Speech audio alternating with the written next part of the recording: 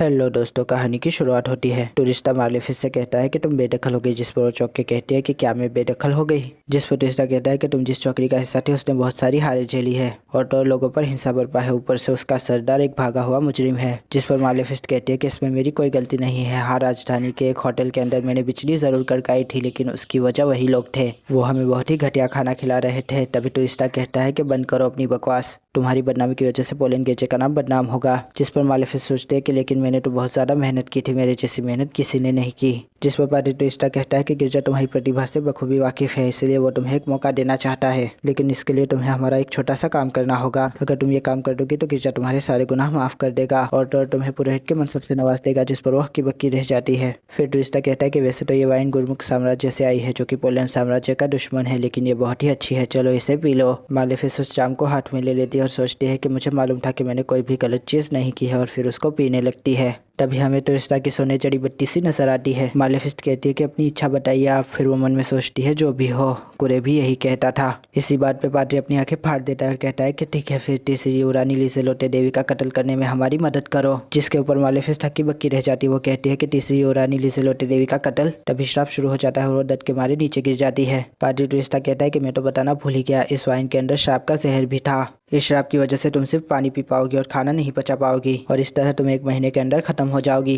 अगर तुम इस शराब से मुक्ति पाना चाहती हो तो हमारी मदद करो। अगर तुम कामयाब हुई तो तुम्हें पुरोहित का दर्जा भी मिलेगा। मालेफिस सोचती है कि श्राप। उसके बाद वो कहती है कि मैं आपके लिए अपनी जान भी दे सकती हूँ, महान पाद्री टूरिस्टा साहब। जिस पर पाद्री टूरिस्टा कहता है कि क्या बात है भाभी पुरोहित मालेफिस्ट। फिर हमें मालेफिस चक्र के अंदर कराती हुई नजर आती है, लेकिन तभी किसी और के हंसने की आवाज आती है। फिर हमें हंसने वाले की आकृति दिखाई जाती है और मालेफिस्ट कहती है कि महाशैतान। यूलिशा कहते हैं कि कुर्द ने जादुई यंत्र मिटा दिए है, लेकिन इसके बावजूद लीसे को कुछ नहीं हुआ। क्या अभी तक दुश्मनों को इस जगह के बारे में पता नहीं चला, या फिर कुछ और बात है। लीसे कहते हैं कि खाना बहुत स्वादिष्ट था कुर्द साहब। जिस पर कुर्द कहता है कि मैं आपके लिए और भी बना सकता हूँ। फिर यूलिशा सोचती है कि कहीं खाने की वजह से तो ऐसा नहीं हो रहा। फिर वो सोचती है कि नहीं नहीं, इससे हो ही नहीं सकता। खैर, मिमिको ने अपना जाल फैला दिया है और दुश्मन अगर यहाँ पर आए तो पता चल ही जाएगा। फिर वो केक को खाकर गुलाबी गुलाबी हो जाती है। लीसे कुर्द से कहती है कि इस केक की नरमी में कुछ अलग बात है। जिस पर कुर्द कहता है कि असल में मैंने इसमें चावल के आटे का इस्तेमाल किया है। जिस पर लीसे कहती है कि आपके चावल के पकवान मुझे बहुत पसंद है, आपका चावल का दलिया भी मुझे पसंद आया था। अगर मुझे दोबारा श्राप लगा तो मुझे वैसा ही चावल का दलिया बना के खिलाएंगे ना। जिस पर कोर्ट कहता है कि हाँ क्यों नहीं, लेकिन आप बेफिक्र हो जाए, अब यहाँ पर आपको श्राप नहीं लगेगा। जिस पर वो दोनों हैरान हो जाती है। यूलिशा कहती है कि तुम दावा कैसे कर सकते हो, तुमने तो कहा था कि यहाँ पर घेरा बनाना मुश्किल है। जिस पर कोर्ट कहता है कि मुश्किल ही नहीं, नामुमकिन है, क्योंकि पादरी नकाबपोश जादूगर से कहता है कि इस बार कोई गलती नहीं होनी चाहिए। जिस पर वो कहता है कि हाँ बिल्कुल। सामग्री जुटाने में थोड़ा वक्त लग गया, अब युवरानी श्राप से नहीं बच पाएगी। उसके श्राप को शुरू करते ही अद्भुत माहिर को पता चल जाता है। कोर्ट कहता है कि पूरी हवेली ही श्राप रोधक घेरे का काम करती है, इसलिए इसके अंदर एक और घेरा नहीं बना सकते। जिस पर यूलिशा कहते हैं कि पूरी हवेली ही श्राप रोधक घेरा है। कोर्ट कहता है कि हाँ, लेकिन मैंने इसके अंदर थोड़े रद्दो बदल किए हुए हैं। हम देखते हैं कि जादूगर बहुत चमकने लगता है। जिसके ऊपर वो कहता है कि श्राप गायब हो गया और मैं चमकने लगा। पादरी घबरा कर कहता है कि ये तो गलत हो गया। कोर्ट कहता है कि श्राप पलटने की जगह उनके चेहरे चमका देता है, और अगर उन्होंने श्राप का इस्तेमाल फिर से किया तो गलती से किसी को श्राप लग भी सकता है। जिस पर यूलिशा कहते हैं कि गलती से श्राप लग भी सकता है, मुझे ये बात जल्दी से मेमोरी उनको बतानी होगी। फिर वो वहाँ से चली जाती है। तभी कोर्ट लीजे से कहता है कि चलो बाहर जाके कुछ खरीदारी करे। जिस पर लीजे मायूस हो जाती है। कोर्ट कहता है कि आप जब से यहाँ पर आई है हवेली से बाहर ही नहीं गई। मैं मानता हूँ कि ये जगह किला बंद है, लेकिन बाहर बहुत ताज़ी ताज़ी सब्जियाँ मिलती है। इस बात पर लीजे और भी ज्यादा मायूस हो जाती है। गुरु उसे देखकर परेशान हो जाता है। तभी वो कहती है कि मुझे माफ करना, लेकिन आज नहीं। एक शख्स कहता है कि कोहरा घना होने लगा है, जनरल आरुरेडो। जिस पर वो कहता है कि जनरल तुम हो। जनरल कहता है कि दानवों के हमले का खतरा लाक है, क्यों। जनरल कहता है कि अभी दीवार का काम बाकी है। जिस पर जनरल कहता है ये काम तो आप अपनी निगरानी में ही करवा रहे थे, क्यों। जिस पर वो कहता है कि ये जगह बहुत ही ज्यादा अहम है, मजदूर के भेष में कोई दुश्मन जासूस घुस न जाए, इसलिए मुझे ये करना पड़ा। जनरल कहता है कि ऐसा तो कोई भी नहीं आया, लेकिन दीवारों की मरम्मत जरूर हो गई। हमें जादूगर की लाश दिखाई जाती है। अद्भुत माहिर कहता है कि उन्हें पता चला कि हम इसे रोशनी से ढूंढ लेंगे, इसलिए उन्होंने इसे ठिकाने लगा दिया। फिर वो कहते हैं कि क्रूड का पलटवार का जादू तो बहुत ज्यादा खतरनाक है, अगर हम उससे सीधी मदद मांग लेंगे तो ये काम 1 दिन में हो जाएगा। यूलिशा कहते हैं कि उसको इतना उलझाने के बाद अभी उससे सीधी बात करना सही नहीं रहेगा, और मैं नहीं चाहती कि उनकी जान पर कोई खतरा बने। मेमोरियन कहती है कि मैं बाद में सब कुछ पता करवा लूंगी। लीजेलोटी देवी से कहना कि वो हवेली के बाहर बिल्कुल भी ना जाए, मैं फैंटम से भी हवेली पर नजर रखवाऊंगी। तभी शहर के घंटे की आवाज आती है। सिपाही कहता है कि दानवों ने हमला कर दिया। तभी जनरल कहता है कि रोशनी करो, और वहाँ पर रोशनी की जाती है। हमें दिखाया जाता है कि बहुत सारे कंकाल शहर की तरफ हाथों में तलवार लिए बढ़ रहे होते हैं। मैं उनको फैंटम खबर पहुंचा देता है। वो कहते हैं कि बहुत सारे कंकाल हाथों में हथियार लिए इसी तरफ बढ़ रहे हैं। जनरल कहता है कि एक टुकड़ी मेरे साथ इन दीवारों की रक्षा करेगी और दूसरी टुकड़ी जनरल के साथ मिलकर लोगों को यहाँ से बाहर निकालेगी। तभी जनरल कहता है कि मैं आपके साथ लड़ूंगा, अगर हम एक साथ हमला करेंगे तो वो लोग तहस नहस हो जाएंगे। जनरल कहता है कि बेवकूफ, अगर कोई और दुश्मन हमला कर दे तो जाके नागरिकों को बचाओ। तभी मैं उनके पास एक और फैंटम चिट्ठी लिए हाजिर हो जाता है। वो चिट्ठी पढ़ के हैरान हो जाती है और कहती है कि कंकालों की भीड़। तो हम देखते हैं कि एक के बाद एक कंकाल दीवार में सब सो रहे होते हैं, लेकिन तलवार वहीं पर गिर रही होती है उनकी। जनरल ये देखकर बहुत हैरान हो जाता है। जेनरिक कहता है कि ये सब कैसे हो रहा है। मेमोन कहते हैं कि सारे के सारे कंकाल पश्चिमी दीवार के अंदर सब सो रहे हैं। तभी कमांडर कहते हैं कि उसके बाद ये गायब हो जाते हैं। यूलिशा सोचती है कि पश्चिमी दीवार। तभी उसको वो बात याद आती है जब वीरो ने कहा था कि उसने उत्तर पश्चिमी दीवार की मरम्मत अकेले ही कर दी थी। जनरल और जेनरिक दीवारों में जब सो रहे कंकालों को देख रहे होते हैं। जेनरिक जनरल से पूछता है कि इस दीवार का राज क्या है, जिस पर जनरल कहता है कि मुझे भी नहीं पता। तभी जनरल को कुर्ट की याद आती है और वो सोचता है कि कहीं ये उस लड़के ने तो नहीं किया। हमें मालिफिस खराब हालत में नजर आती है, वो बेचारी हाफ रही होती है। तभी महाशैतान कहता है कि अभी मत मरना, पहली लहर तो नाकामयाब हो गई, लेकिन दूसरी और तीसरी लहर में हम उन्हें बुलाने वाले हैं। मालिफिस सोचती है कि ये कैसे हो गया। चर्च का एक पादरी शैतान की मदद लेकर राजकुमारी की हत्या करवाना चाहता है। हमें और भी सारे कंकाल निकलते हुए नजर आते हैं। महाशैतान कहता है कि लापिता के इस खंडर में जादू से शैतानों का आह्वान किया जाता था, इसलिए ये जगह दानव बनाने के लिए एकदम सटीक है। तुम्हें इतनी ऊर्जा नहीं है जितना कि उस सोने के पीटे ने कहा था, लेकिन अगर तुम अपनी रूह को ईंधन बना लो तो फिर हमें ऊर्जा मिल जाएगी। मालिफिस सोचती है कि ये तो कोई इम्तिहान नहीं है, कहीं मुझे गिरजे ने फंसा तो नहीं दिया। कुर्ट कहता है कि शहर चारों ओर से घिर चुका है, जिस पर यूलिशा कहती है कि हाँ, दानवों ने शहर को चारों ओर से घेर लिया है और हम किसी को मदद के लिए बुलाए तो उड़ते दानव हमारे रास्ते में आएंगे। लीजे कहते हैं कि मुझे साकुरा चौकड़ी की चिंता हो रही है, वो अभी तक शिकार से वापस नहीं लौटे। यूलिशा सोचती है कि फैंटम से मिली जानकारी के अनुसार वो सारे के सारे दानव लापिता खंडर से आ रहे हैं। योद्धा वहाँ जाने का मंसूबा तो बना रहे हैं, लेकिन वहाँ जाने में होशियारी लगेगी क्योंकि बहुत तादाद है उनकी। तभी लीजे कहते हैं कि मैंने सुना था कि रात को भी उन्होंने हमला किया था, जिस पर यूलिशा कहती है कि हाँ, लेकिन वो दीवार के अंदर जब्त हो गए, पता नहीं कैसे। तभी कुर्ट कहता है कि मेरे गाँव की दिवाली भी ऐसी ही है, वहाँ पर तो ये आम बात है। जिस पर लीजे कहती है कि क्या सच में, जिस पर वो कहता है कि हाँ। यूलिशा सोचती है कि ये दिवाली भी तो कुर्ट ने ही बनाई थी, लेकिन अगर वो दूसरी दीवालों से आए तो हम क्या करेंगे। फिर वो कहती है कि रुको जरा, तुम दोनों हवेली से बाहर मत निकलना, मैं अभी आई। जिस पर कुर्ट कहता है कि तुम कहाँ जा रही हो। जिस पर यूलिशा कहती है कि मैं जा रही हूँ खंडरों की सफाई करने। जिस पर कुर्ट कहता है कि सफाई करनी है तो मैं भी चलूंगा,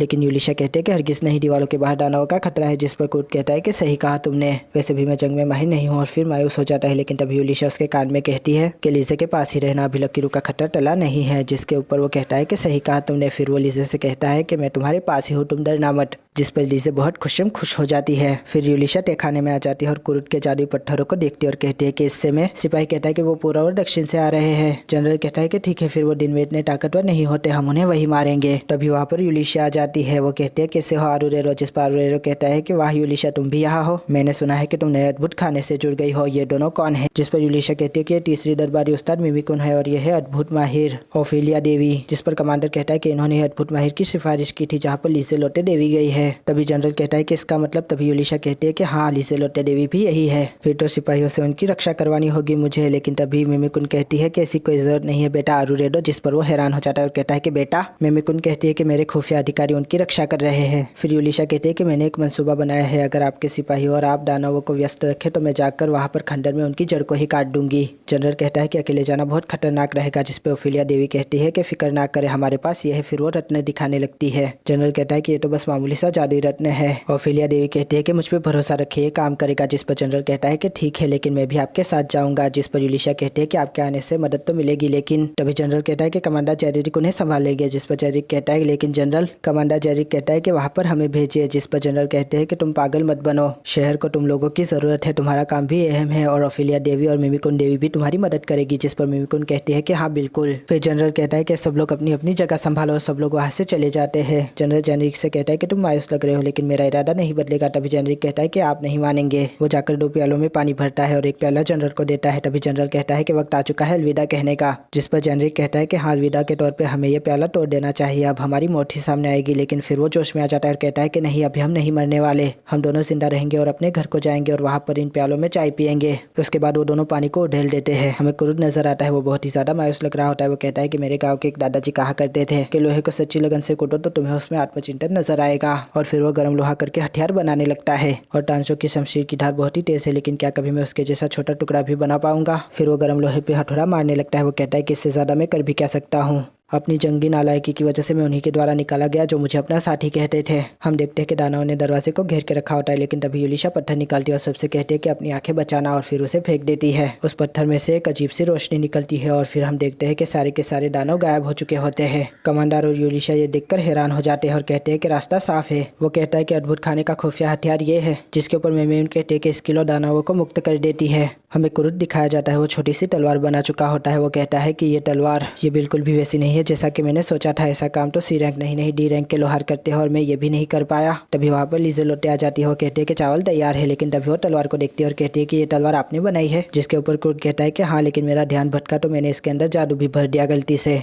लीजेलोटे देवी कहती है कि क्या मैं इसको पकड़ के देखूं, जिस पर वो उसे वो दे देता है और वो कहती है कि ये तो बहुत ही ज्यादा खूबसूरत है। क्रूड कहता है कि इसको अपने सर के ऊपर मत लेके जाइएगा वरना इसका जादू आया होने लगेगा। अगर आपको ये पसंद आए तो आप इसे रख सकती है। तभी वो कहते हैं कि आपका बहुत बहुत शुक्रिया क्रूड साहब। जिस पर क्रूड सोचता है कि ये जरूर झूठ मूठ की हंस रही है, मेरे लिए खुश होने का दिखावा कर रही है, लेकिन मेरे लिए इसके जज्बात ना समझने का दिखावा करना ठीक रहेगा। फिर वो सोचता है बिल्कुल भी नहीं और कहता है लीजे। जिस पर लीजे कहते हैं कि पूछिए ना, अगर आप मेरी पसंद जानना चाहते हैं तो वो आप ही है। तभी क्रूड कहता है कि मुझे ये बताइए, कोई आपकी जान लेना चाहता है क्या? जिस पर लीजे हक्की बक्की रह जाती है। वो कहती है कि तो आपको पता चल ही गया। जिस पर क्रूड सोचता है कि मेरा शक सही था, ये डरी हुई है। फिर वो कहते हैं कि मुझे ऐसा लगता है कि मैं कोई गुनहगार हूँ जिसकी वजह से आपको और लूसिया को मुश्किलात देखनी पड़ रही है। जिस पर क्रूड कहता है कि आपको गलत लग रहा है, मुझे और यूलिशा को आपसे कोई भी तरह की परेशानी नहीं है। लेकिन लीजेलोटे कहती है कि है, अभी भी यूलिशा पश्चिम के खंडरों तक जा रही है अपनी जान की बाजी लगाकर। तभी क्रूड कहता है कि पश्चिम का खंडर क्या आपको निशाने लगाने वाला वहाँ है? जिस पर वो कहती है कि हाँ। क्रूड सोचता है कि वो पश्चिम के खंडर गई है उसे मारने और मुझे लगा कि वो सफाई करने जा रही है, क्योंकि तभी हमें उसकी माजी की झलकी दिखाई जाती है। सरदार वहाँ पर कुछ लिख रहा होता है।